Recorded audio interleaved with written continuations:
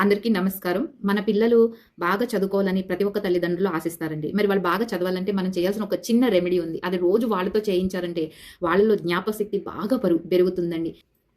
అక్షరం అంటే క్షరము కానిది. అంటే నశించనిది. మనకి అక్షరాలు తెలుసు గదండీ తెలుగులో. ఆ నుంచి బండిరా వరకు ఉన్న వాటిని తెలుగులో మనం హచ్చులు, హల్లులు అంటాము. వీటిని అక్షరమాల అని కూడా అంటారండి. సరస్వతీదేవికి మనం పిల్లలకి చదువు రావడానికి అక్షరాభ్యాసం చేయిస్తామండి.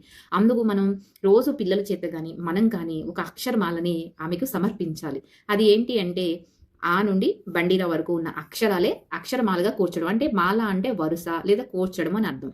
అక్షరాలతో కూడిన మాల కాబట్టి దాన్ని అక్షరమాల అని అంటారనమాట.